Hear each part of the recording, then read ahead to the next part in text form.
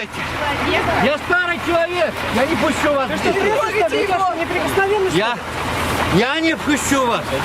Нет, не надо. В Ишимбайском районе состоялась очередная акция в защиту Куштау. Напомним, что один из шиханов под угрозой исчезновения из-за сдачи его в разработку башкирской содовой компании. В начале прошлого месяца на горе начали вырубать деревья. Тогда местные активисты выстроились в живую цепь, и акция прошла мирно. Теперь же ситуация изменилась. На территории шихана установлены запрещающие проход таблички, а у подножья горы дежурят сотрудники Росгвардии и полиции. Местные жители и активисты в прямом смысле встали грудью и преграждали дорогу технике. Силовики при этом пригнали автобусы и задерживали самых активных протестующих. Вы же стоите на пути их движения. А мы их и не пропустим.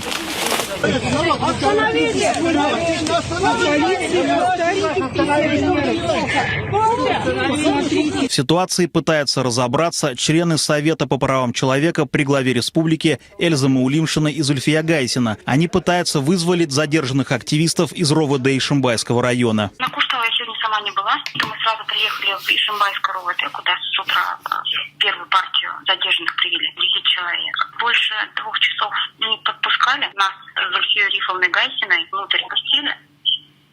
Буквально через минуту-две обратно по требованию покинуть помещение вообще РОВД вывели на улицу. Тем, что статус адвоката якобы опрашивают по УПК. Выпустили Руслана Нурдинова, ему выписали только предостережение, и через 2 минуты его задержали, предъявив ему обвинение в неповиновении сотрудникам полиции. Но при этом одновременно им предъявляют вторую статью и неповиновение сотрудникам полиции. Убедулину Байраму Джихазыловичу, Кинзебаеву Венеру Маркевичу сказали, что они даже протокола до сих пор нет. Вот так и живем. Это все предел, это край, ребята, это край, это финиш, это момент истины. Сейчас это момент истины происходит. Или народ умрет и превратится в толпу бессловесных рабов.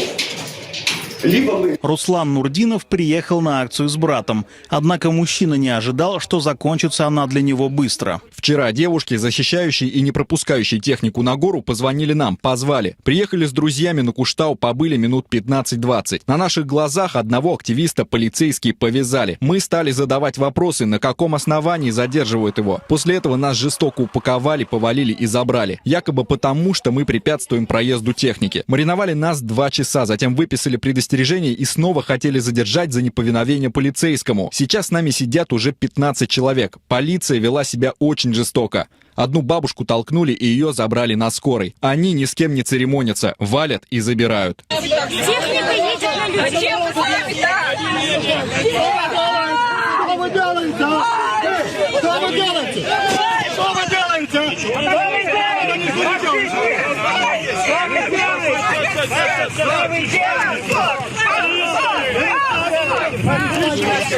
Активисты сообщают, что, несмотря на обстановку, они не намерены отдавать гору и будут продолжать защищать шихан Куштау. Сейчас к делу подключились представители Greenpeace Россия, которые считают действия предпринимателей и властей незаконными.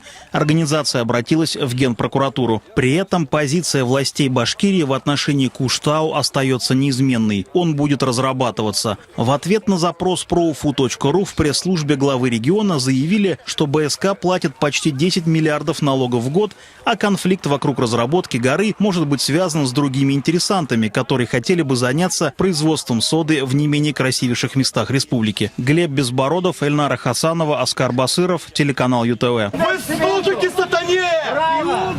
Эх вы! Ты посмотри, что делают! За 30